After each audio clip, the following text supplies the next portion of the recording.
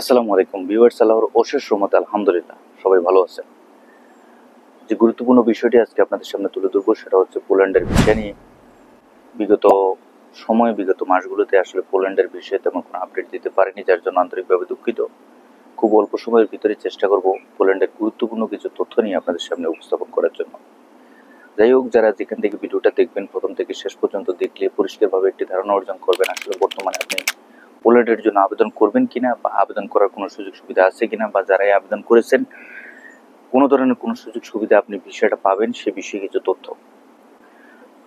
Middle ইস্টে বিভিন্ন দেশ থেকে এখনও অনেকে আবেদন করে রেখেছেন পোল্যান্ডের ভিসার জন্য, সাথে সাথে বাংলাদেশ থেকেও পোল্যান্ডের ভিসার জন্য অনেকে আবেদন করে রেখেছেন। তো সেই সুবাদে আজকের এই ভিডিওটি।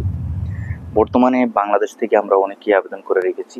তার মধ্যে উল্লেখযোগ্য হচ্ছে যে আমাদের ইন্ডিয়ার ভিসাটা আমরা পেতে কিন্তু অনেক লম্বা একটি সময় লাগতেছে। অনেক দীর্ঘ সময় পরেও কিন্তু ইন্ডিয়ার অ্যাপয়েন্টমেন্ট পাওয়া যাচ্ছে না, যার জন্য কিন্তু বিশাল একটি সমস্যা। আমরা জানি যে পোল্যান্ডের যেই পারমিটের যে মেয়াদটা থাকে সেটা কিন্তু 1 বছর, 1.5 বছর, 2 বছর, সর্বোচ্চ 3 বছর পর্যন্ত হয়ে থাকে কোম্পানির সময় অনুযায়ী।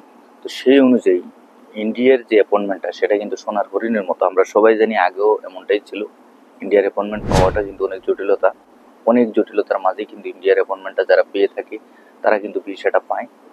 এখন বিষয় হচ্ছে এই যে অ্যাপয়েন্টমেন্ট ডেটটা, এটা যদি আপনি যথোপযুক্ত সময়ে যদি আপনি পেয়ে থাকেন, আলহামদুলিল্লাহ আপনার ভিসা পাওয়ার সম্ভাবনা রয়েছে।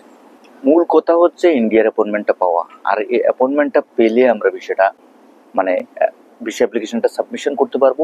অ্যাপয়েন্টমেন্ট পেয়ে আমরা তার মূল কথাটা হচ্ছে আপনি যখন ইন্ডিয়ার অ্যাপয়েন্টমেন্টটা ডেটটা পাবেন সেটাই হচ্ছে সবচেয়ে বড় একটি বিষয়। যদি আপনি অ্যাপয়েন্টমেন্ট ডেটটা পেয়ে থাকেন তাহলে দেখা যায় যে একটা পর্যায়ে আপনার ভিসা অ্যাপ্লিকেশনটা আপনি সাবমিশন করতে পারতেছেন। কারণ ইন্ডিয়ার অ্যাপয়েন্টমেন্ট না পেলে তো আপনি ইন্ডিয়াতে যেতেও পারতেছেন না, ভিসা পেয়েও তো কোনো লাভ নেই। আপনি যে ইন্ডিয়ার ভিসা পাবেন সেটা পেয়েও তো কোনো লাভ নেই। সুতরাং অ্যাপয়েন্টমেন্ট পাওয়াটা এত বিশাল গুরুত্বপূর্ণ একটি বিষয় হয়ে দাঁড়িয়েছে যেটা কিনা পাওয়াটাই অনেক কষ্টকর। আর তাছাড়া এই যে মনে করেন ভিসাগুলো রিজেকশন হয় কোন কারণে, এই বিষয়টা আমাদেরকে বুঝতে হবে। বাংলাদেশ থেকে হোক বা আপনার হচ্ছে অন্যান্য যে কোনো দেশ থেকে হোক, পোল্যান্ডের ভিসা রিজেক্টের পিছনে মূল যে কারণটা সেটা হচ্ছে একটা পারমিটের মেয়াদ কিন্তু দেখবেন যে সর্বোচ্চ 3 বছর পর্যন্ত হয়ে থাকে। তো আমি একটা কোম্পানিতে আবেদন করেছি বাংলাদেশ থেকে। এখন এই কোম্পানিটাতে আবেদন করার পরবর্তী পর্যায়ে কোম্পানি যে পারমিটের যে মেয়াদ সেটা হচ্ছে 1 থেকে 1.5 বছর, 2 বছর, 3 বছর পর্যন্ত। আমি অ্যাপয়েন্টমেন্ট পাইছি 8 মাস পরে, 1 বছর পরে, 1.5 বছর পরে আমি অ্যাপয়েন্টমেন্ট পাইছি। এখন কোম্পানি কি আমার জন্য কি 1.5 বছর অপেক্ষা করবে? মূল কারণটা হচ্ছে এই জায়গায়, রিজেকশনের মূল যে কারণটা সেখানে এই জায়গায়। কারণ একটা পারমিট বের হওয়ার পরবর্তী পর্যায়ে কোম্পানি কিন্তু 1 মাস, 1.5 মাস, 2 মাস, 3 মাস, সর্বোচ্চ 6 মাস পর্যন্ত অপেক্ষা করে একটা কর্মীর জন্য। যখন ওই কর্মীর কোনো খোঁজ নাই, খবর নাই, ভিসা পাইছে কি, ওই ধরনের কোনো ধরনের নিউজ কোম্পানি থাকে না, তখন কোম্পানি কি করে অন্য জায়গা থেকে তারা হায়ার করে কর্মী নিয়ে আসে। এখন একটা কর্মীর জন্য 3 বছর কোন কোম্পানি অপেক্ষা করবে? কারণ সেই যে ভ্যাকেন্সিটা রয়েছে ওই জায়গাটা তো সে খালি রাখবে না। আশা করি বিষয়গুলো আপনারা বুঝবেন, জানবেন, শুনবেন। এখন অ্যাপয়েন্টমেন্ট পাইছেন আপনি 1 বছর পরে, 12 মাস পরে, 6-7 মাস, 8 মাস পরে, কিন্তু আপনার কোনো লাভ হলো না। আপনি অ্যাপয়েন্টমেন্ট পাইলেন, আপনি ভিসা অ্যাপ্লিকেশন সাবমিশন করলেন, সম্পূর্ণ সবকিছু ইন্ডিয়াতে এত কষ্ট করে, নিজের সম্পূর্ণ দিনকে দিন, রাতকে রাত কষ্ট করে আপনি এই ভিসা অ্যাপ্লিকেশনটা সাবমিশন করলেন, ইন্ডিয়াতে গিয়ে টাকা পয়সা খরচ করে কোনো এজেন্সি বা যে কোনো মাধ্যম অনুযায়ী আপনি খরচ করলেন। তো একটা পর্যায়ে কি হলো, আপনি যখনই সাবমিশন করছেন তখন কিন্তু কোম্পানি থেকে যে রেসপন্স পাওয়ার কথা সে রেসপন্স কিন্তু সঠিকভাবে আমরা পাচ্ছি না। তার মূল কারণ হচ্ছে যে কোম্পানিতে তো অলরেডি কর্মী নিয়ে নিছে, ইউরোপের অন্যান্য যে সমস্ত নর্মাল দেশ আছে ওই সমস্ত দেশ থেকে নিয়ে নিছে, অথবা অন্য কোনো দেশ থেকে হায়ার করে কর্মী নিয়ে নিছে। সুতরাং এই যে আমার যে কাগজপত্রগুলো আমি সাবমিশন করছি সে ব্যাপারে কোম্পানির কোনো দায়িত্ববোধ আর ওই ধরনের কোনো যে সচরাচর যে একটা আপডেট বা ফিডব্যাক দেওয়ার কথা এম্বাসির তরফ থেকে সেটা কিন্তু আর দিচ্ছে না। যার কারণে এম্বাসি যখন অ্যাপ্লিকেশনটা সাবমিশন করে, এম্বাসি কোম্পানির কাছে যেই তথ্যগুলো চায় সেটাও কিন্তু কোম্পানি দেয় না, আপনার ভিসাটা রিজেকশন হয়ে যায়। বা আমাদের এই যে ভিসা রিজেক্ট হওয়ার পিছনে যে মূল কারণগুলো, তার মধ্যে অন্যতম কারণ হচ্ছে এটা। সাথে সাথে আরেকটি বিষয় হচ্ছে, দেখেন আমরা অনেকেই জানি না, বা আমরা অনেকেই এই বিষয়টাও অজানা রয়ে গেছে যে পোল্যান্ডে কিছুদিন আগেও, মানে এই বছরই কিন্তু নির্বাচনটা হয়েছে।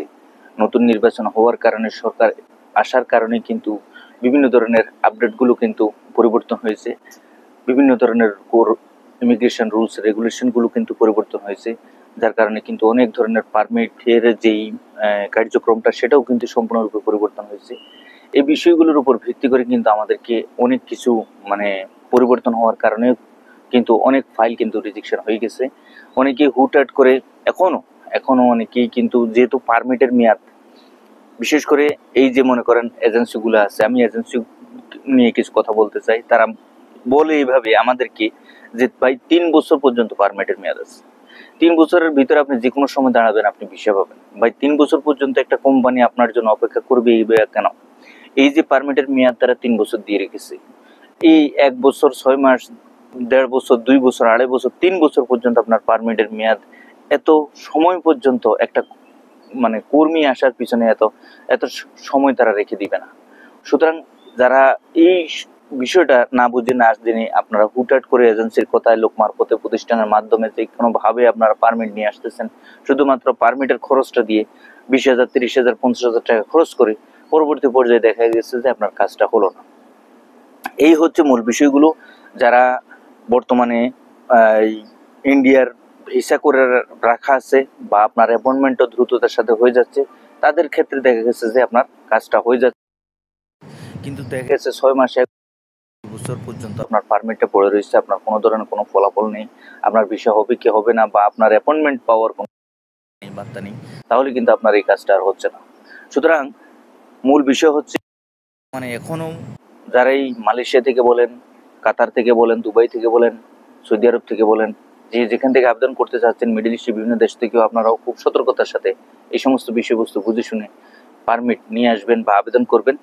আর আরেকটা বিষয় হচ্ছে, যারা বাংলাদেশ থেকে আবেদন করতে চাচ্ছেন, আপনি ইন্ডিয়ার ভিসা নিয়ে ইন্ডিয়ার অ্যাপয়েন্টমেন্ট পাবেন কিনা, সে বিষয়টা নিয়ে অবশ্যই আপনার চিন্তা ভাবনা বা সম্পূর্ণ ধ্যান ধারণা থাকতে হবে। যদি আপনি সম্পূর্ণ বিষয়বস্তু বুঝে শুনে সামনে অগ্রসর হন, তাহলে কখনোই ক্ষতির সম্মুখীন হবেন না। সবাই ভালো থাকবেন, সুস্থ থাকবেন। আগামীতে নতুন কোনো আপডেট দেবো। আল্লাহ হাফিজ।